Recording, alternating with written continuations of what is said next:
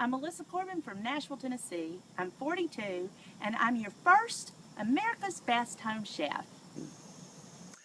Well, good morning. I'm Sandra Corbin. The thing that I remember most about Melissa's cooking, she learned at a very early age, 2 years old as a matter of fact, to take a butcher knife and make homemade soup. Today, the DHS would get me for child abuse, but she learned to make a wonderful soup.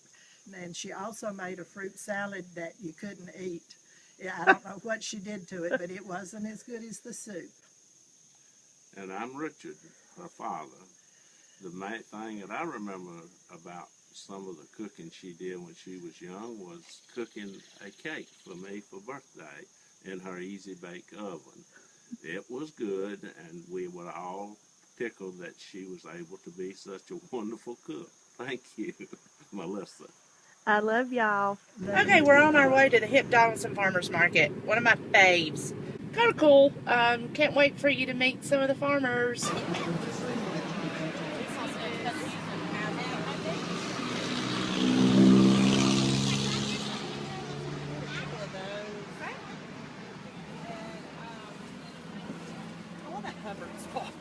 You got it. You got it. Then I also want a dozen eggs if you got it. I'd like for y'all to meet my husband. I call him Pank. Most people call him Stuart. What you like about my cooking best? All of it. What's a night like for us? Wine and food. Bad boy. It's kind of like holding a little baby. I'll be able to make tons of dishes out of this for the fall because it is so large.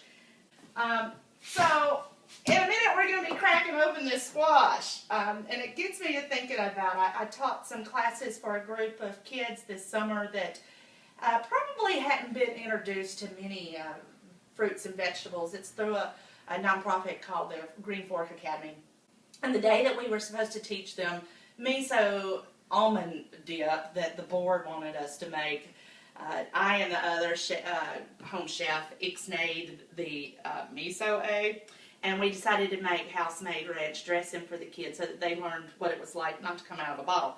At any rate, there they all sat with all their little squash and whatnot, and the little girl came in. She was so cute. She was like, "Ooh, that's nasty." By the end of the class, she had ranch dressing all over her little face, and she had her little hand clenching that last piece of squash. She says, we're going to need some more squash over here.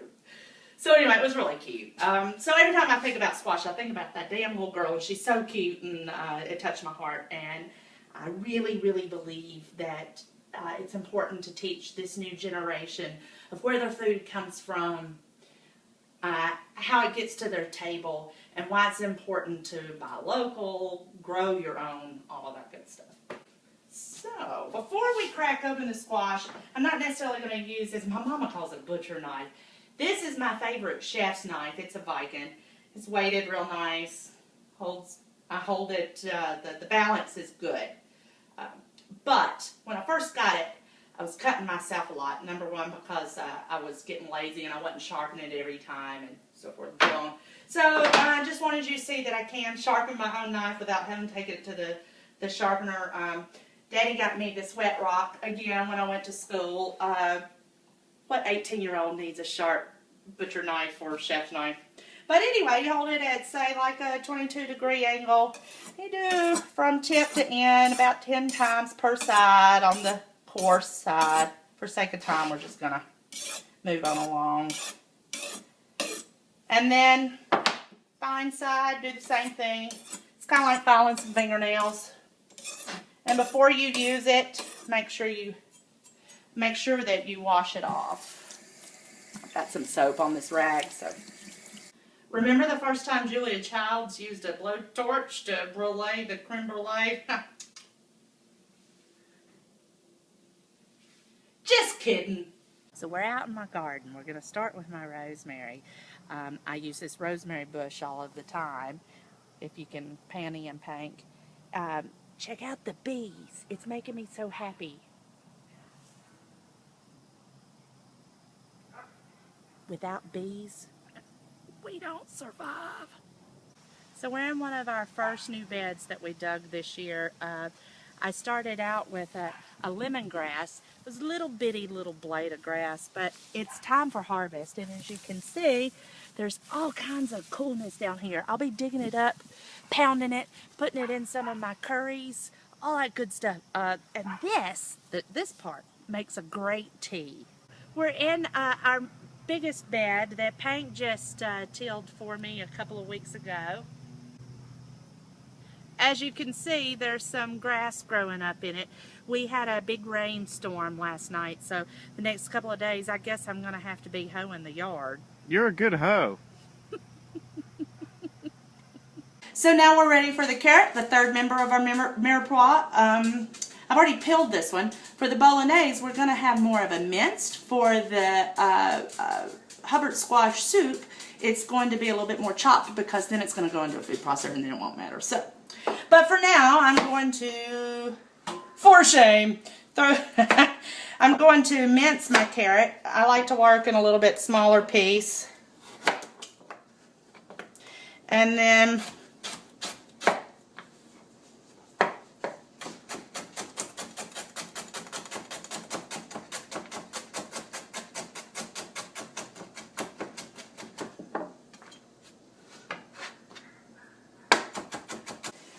while the last finishing touches on that pasta sauce is doing, I want to show you how to chiffonade a few basil leaves.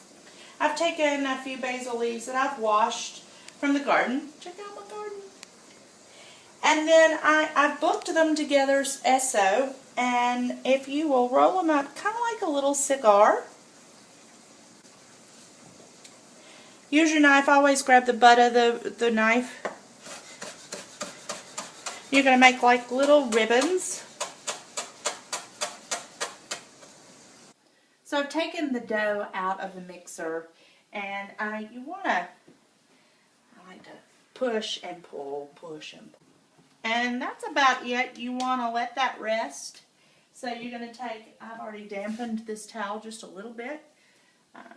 You're wanting to let that stay like that so it doesn't dry out. And in about 20 minutes we'll make pasta. Once the pasta's been put into the sauce, you really want to just kind of toss it in with some tongs. Make sure that each of the little ribbons of pasta get coated. And then we're going to be ready to plate. I truly believe in using local foods and wines when possible. With the dish that I made today, the sausage and whatnot would hold up very lovely to a local wine, but I also think it's important to pair wines that are indigenous to the dish that you have. In this particular case, this is, the vineyard is Tommy. It's from Sicily. It's a lady that has just a small boutique family vineyard, and it's a Nero d'Avola, and it's a lovely wine to pair with heavy Italian, lovely rich fall food. Meat! Chin chin. Now can I have a bite?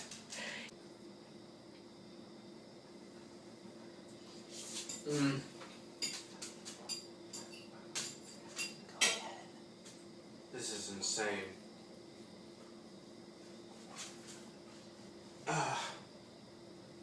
Jesus Christ. So the Hubbard squash that we prepared yesterday, I've made into my fall curried pumpkin soup. You can find the recipe on my blog, corbinandthedale.com. Look for the entry whiskey, wine, and pumpkin. Hank and I went on vacation a couple of weeks, and all of the ingredients are on that recipe. It's going to be paired very well with either one of these. They're both from Beach Haven Winery, which is right up the road a piece. It's where I grew up in Clarksville. This is the Cympiana. It's grape grown here in Tennessee, and this is their Chardonnay, which just won Indy Gold back in the summer. I think there was something like 3,000 wineries.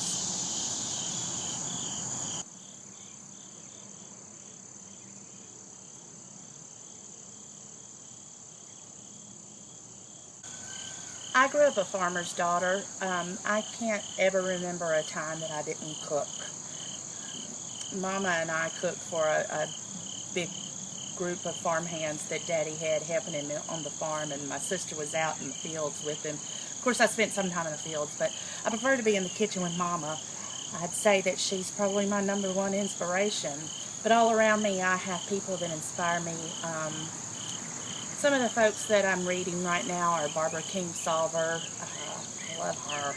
Edna Lewis is probably my all-time favorite. In fact, I'm going to the Southern Foodway Symposium in a couple of weeks where she's going to be kind of a theme, and I'm just really, really excited about that. But at any rate, I started Corbin in the Dale last year. I really, really feel like we as a society have shit in the proverbial pool too long, and now somebody's got to go fishing, if you know what I mean. And so, the premise for Corbin in the Dale was to create an ongoing conversation with everyday folk about why it's so important to know where your food comes from, know the people that make it, and then in turn have a healthy lifestyle through your diet and exercise and so forth. That's why I've got this garden here. Not only is it just much better for us to be able to go out in our backyard and pick and cook, but it also is a great tool for me to teach other people on how to grow their own food and what it looks like when it's growing. It's great fodder for my blog. In fact, out of this garden this past summer, my tomatoes were what I used to win not first, not second, but both in the tomato festival. The theme was bruschetta, and I made ho cheddar was my first prize, and second prize was oompa. You can find both of those on my website, CorbinInTheDale.com. That was where I just felt like I had come into my own with my cooking, and then you guys called, and I'm just so excited about this opportunity. I think one of the questions y'all had on the guidelines of what I would do if I won depended on how much money there is involved. I would give anything to put that toward some of the work that I'm doing with Corbin in the Dale. Pank and I have some dreams of what that would look like. I'm involved with, as I talked about earlier, in the Green Fork Academy.